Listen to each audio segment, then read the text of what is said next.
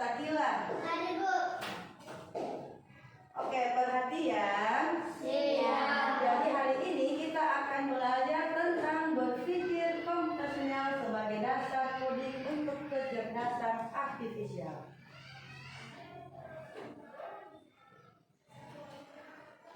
Adapun tujuan berpikir komputasional yaitu yang pertama, mampu memecahkan masalah kompleks dengan cara yang terstruktur, mengembangkan cara berpikir logis dan analisis. Yang ketiga, membentuk pola pikir kreatif dalam menyelesaikan masalah. Dan yang terakhir, menyusun solusi yang efisien dan dapat diotomatisasi.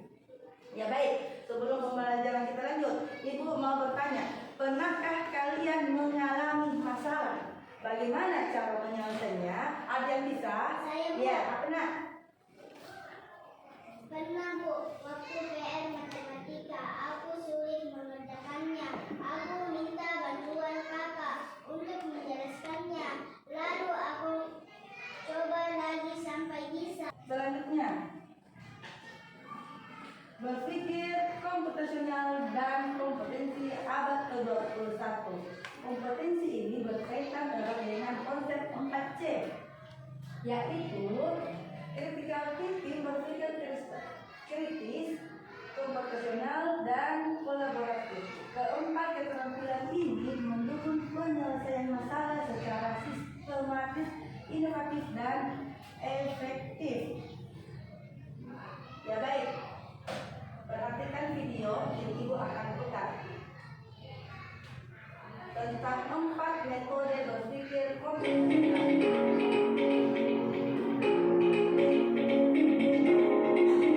Kita perhatikan di atas videonya.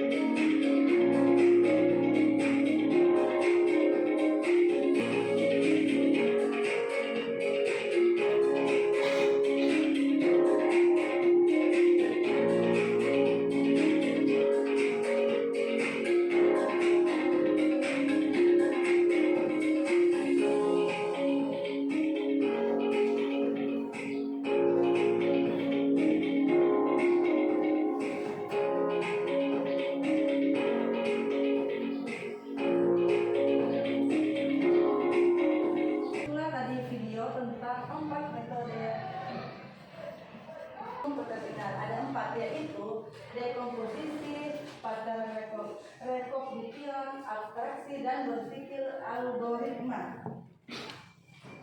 Oke, dekomposisi. Dekomposisi itu memecahkan masalah kompleks menjadi bagian-bagian yang lebih kecil dan lebih mudah dikelola atau bisa dipahami. Contohnya seperti membuat kue, menyiapkan bahannya, mencampurkan adonan, memanggang dan menghias. Dan tataran recognition yaitu pengenalan pola, di mana mengidentifikasi kesamaan atau pola dalam berbagai permasalahan untuk menemukan solusi. Contohnya seperti pola soal matematika yang mirip dapat diselesaikan dengan cara yang sama. Selanjutnya, abstraksi. Abstraksi itu adalah menyaring informasi yang tidak relevan dan hanya mengambil bagian yang penting untuk menyelesaikan masalah. Contohnya, saat membuat denah kita hanya menggambarkan jalan, bukan semua detail bangunan. Oke, coba kita lihat gambar di atas. Mari tentukan letak posisi pada tempatnya sesuai dengan petunjuk yang diberikan. Letak dan posisi tempat. Bagian di sini itu berada di sebelah kiri. Yang sebelah sini dia berada di sebelah kanan. Baik, sudah dilihat semua? Coba nomor 1, lapangan di sebelah kanan rumah Teddy. Jadi ini adalah rumah Teddy. Sedangkan ini lapangan. Di mana arah lapangan? Di sini atau di sini? Jadi lapangan di sebelah kanan rumah Teddy. Di mana nomor lapangan? Di kiri atau di kanan? Kiri. Oke, di kiri. Jadi rumah Olivia berada di sebelah kiri sekolah. Jadi rumah Olivia berada di sebelah kiri sekolah. Nomor 3 itu rumah Daniel berada di sebelah kanan masjid. Sebelah kanan di masjid di mana? Di sini atau di sini? Iya, di sini. Jadi sebelah kanan di sini rumahnya Daniel. Sedangkan toko berada di sebelah kiri masjid.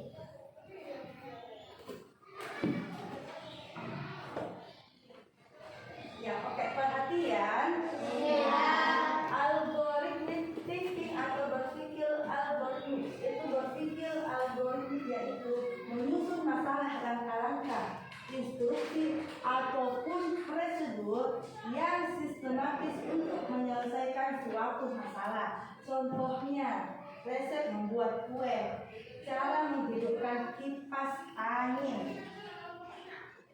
Oke, pentingnya berpikir komputasional untuk memecahkan berbagai masalah dalam kehidupan sehari-hari, seperti meningkatkan kemampuan memecahkan masalah, mendorong pola pikir logis dan analisis, membentuk kreativitas dan inovasi, dapat diterapkan di semua bidang, memperkuat kemampuan berpikir kritis dan persiapan menghadapi dunia kerja digital. Oke, jadi berpikir komputasional itu melatih otak manusia agar tetap berpikir secara logis dan sistematis, sehingga mampu menyelesaikan masalah lainnya yang berhubungan dengan kehidupan kita sehari-hari. Oke, sebelum kita lanjut, kita explain dulu. Tepuk 1, tepuk 2, tepuk 3, tepuk 4, tepuk 5. Jadi, kenapa berpikir komputasional itu penting? Ada yang bisa jawab? Oke, coba Nur Rahma. Berpikir komputasional itu penting karena membantu kita memikirkan cara menyelesaikan masalah dengan rapi dan teratur. Oke, ada yang lain coba? Kita. Dengan berpikir komputasional, kita membuat langkah-langkah jelas agar tidak bingung saat menentukan. Iya, betul sekali. Jadi, kenapa berpikir komputasional itu penting? Berpikir komputasional itu penting karena membantu kita menemukan cara terbaik untuk menyelesaikan masalah dengan langkah-langkah yang rapi, cepat, dan tepat. Paham? Paham.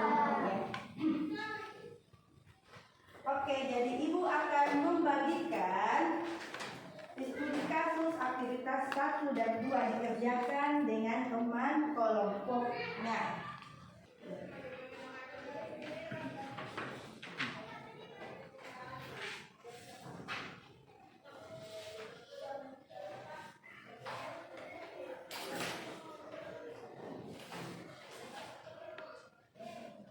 Oke, coba perhatikan semua yang Ibu berikan.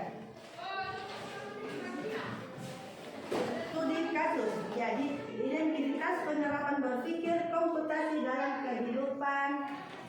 Langkah kerjanya itu bacalah teks berikut dengan cermat, lakukan secara mandiri. Lia kelas 5 SD. Media cerdas. Lia anaknya cerdas dan rajin. Lia selalu datang ke sekolah tepat waktu. Lia ke sekolah naik ojek online. Arah sekolah Lia berbeda dengan tempat kerja ibunya.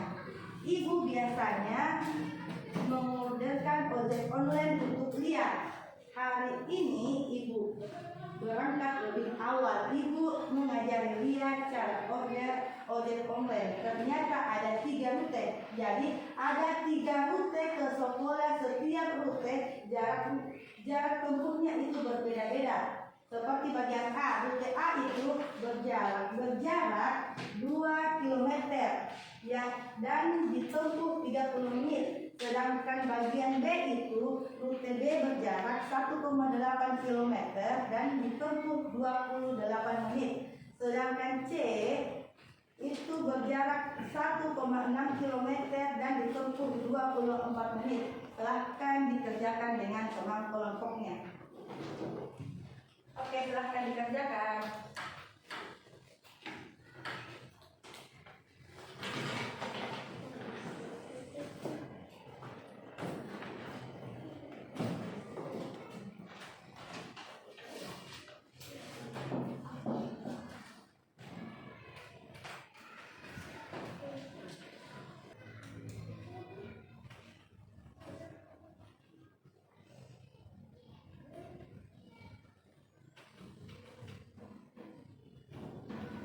Paham?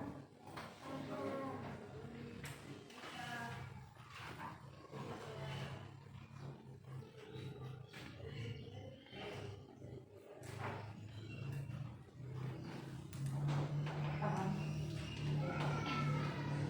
Kelompok 2 paham?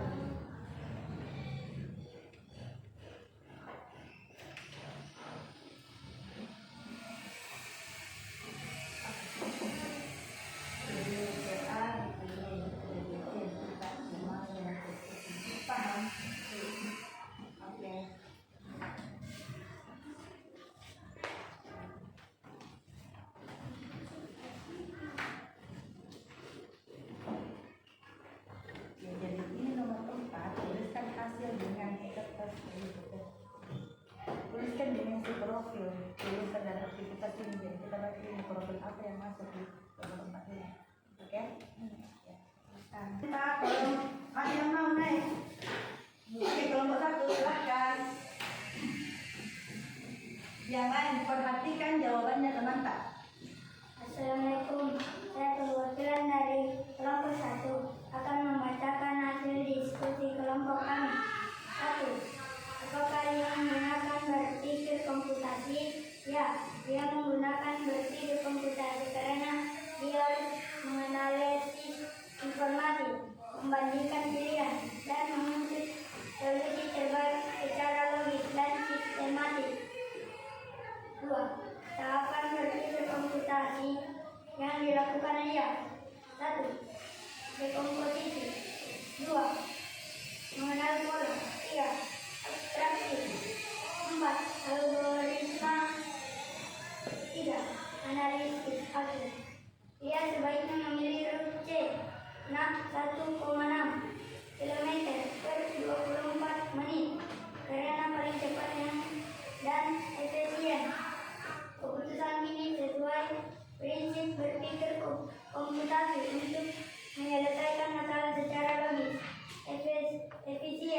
dan terstruktur. 4. Dimensi profil pelajar untuk sila yang terlibat.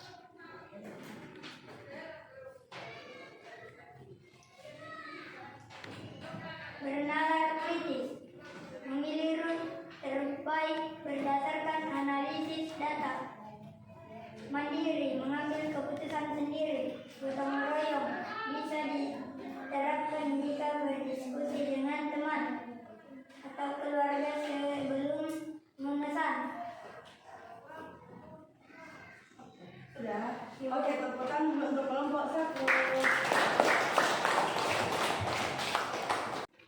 Nah, baik, perhatian. Kita lanjut.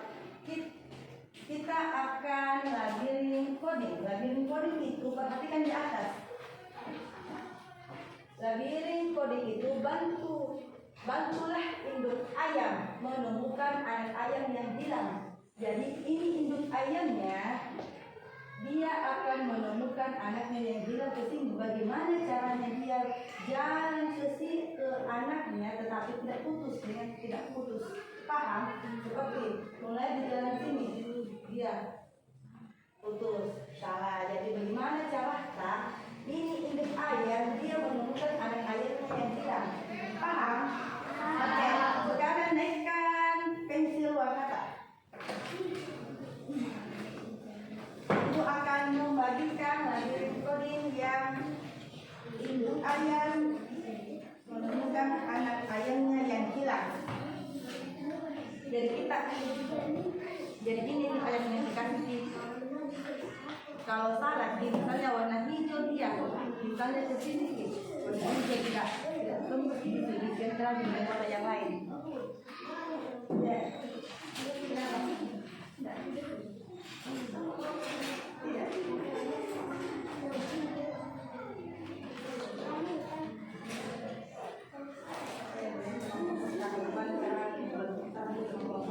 Bagaimana cara ayam bersih?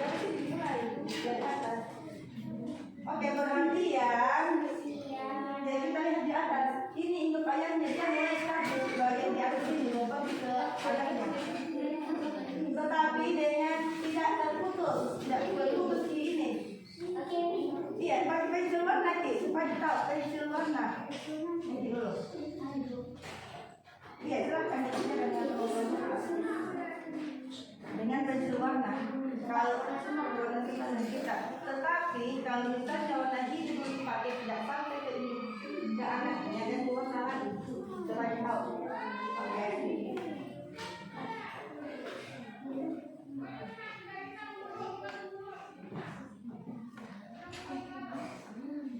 Ya tahu. Oke, kelompok 1 sedang ditemukan. Coba kelompok 2. Kelompok 3 sudah. Oke, kelompok 4. Kelompok 5 sudah. Kelompok 5.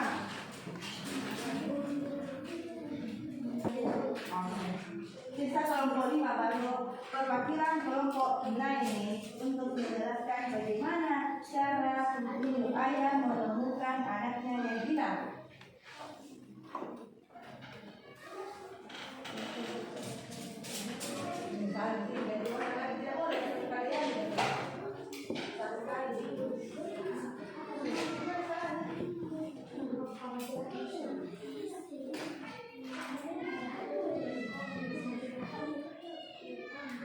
Dengan cara tidak terputus.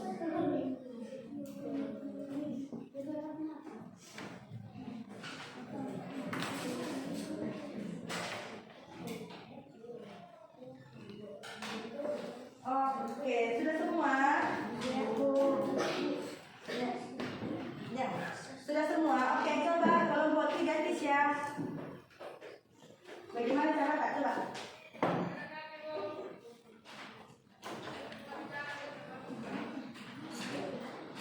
Coba kita jelaskan di mana hilang itu induk ayamnya mencari anaknya. Sudah kita masuk di sini. Iya.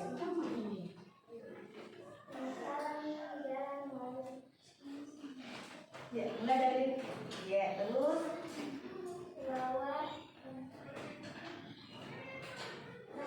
Oke, tepuk tangan untuk kelompok 3.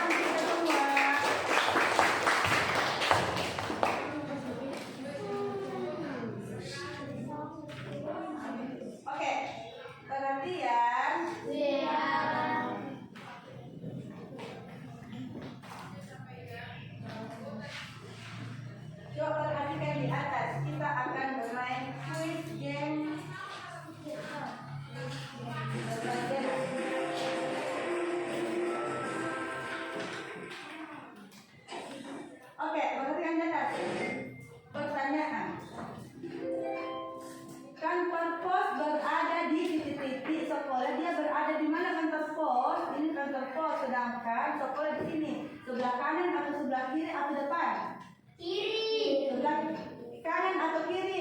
Kiri. Jadi kantor pos berada di sebelah kiri. Coba kita jawab sama-sama. Kalau sebelah kiri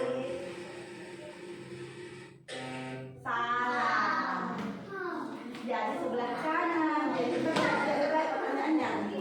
Pertanyaan kedua, toko buku. Jadi toko bukunya, toko buku berada di titik-titik sekolah. Ini sekolah. Toko buku sebelah mana di? Sebelah kanan atau depan? Depan. Kita coba ya. Depan. Oke, betul. Oke, perhatikan pertanyaan ketiga. Bersiaplah. Saya dari sekolah ke toko buku.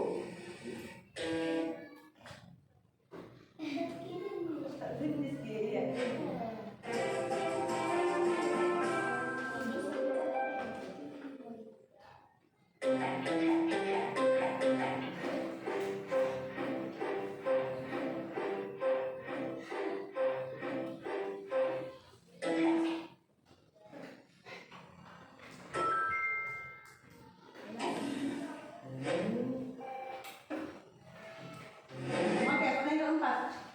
Perhatikan baik-baik. Taman bermain berada di titik-titik jalan. Jadi taman bermain, ini taman bermain. Taman bermain berada di titik-titik jalan. Depan, belakang atau seberang? Oke, seberang. Kita coba. Oke, betul. Oke, pertanyaan kelima. Aku akan pergi ke rumah sakit untuk menjenguk teman. Maka aku akan melewati. Ini adalah rumah sakit. Jadi dia akan melewati kantor pos, taman bermain atau sekolah. Taman bermain. Taman bermain. Kita coba. Oke.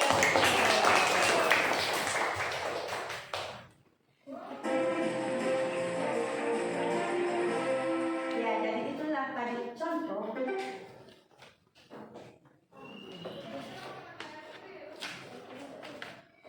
Contoh game permainan tentang Dena.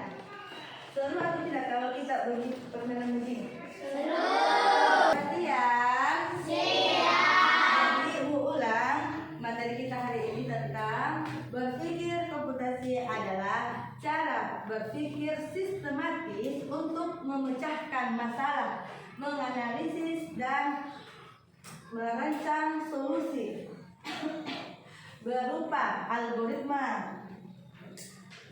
Manfaatnya seperti meningkatkan kemampuan berpikir.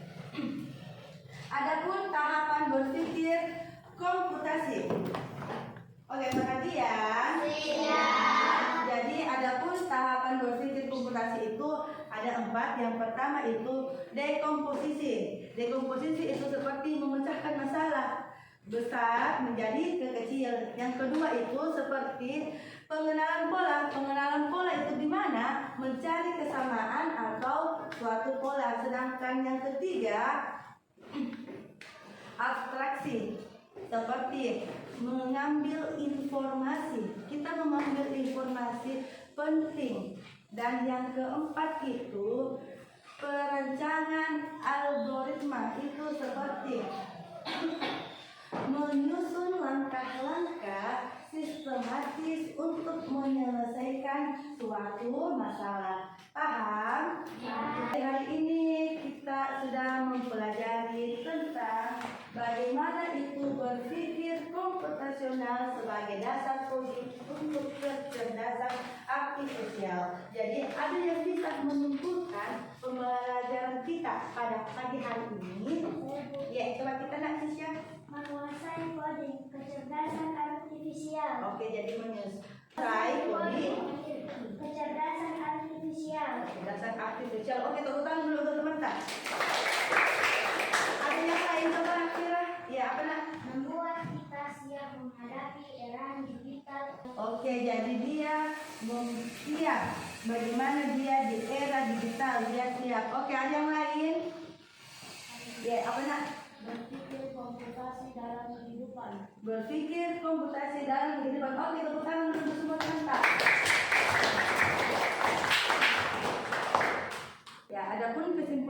pembelajaran kita hari ini tentang coding berpikir komputasional dan kecerdasan artifisial adalah keterampilan penting di era digital.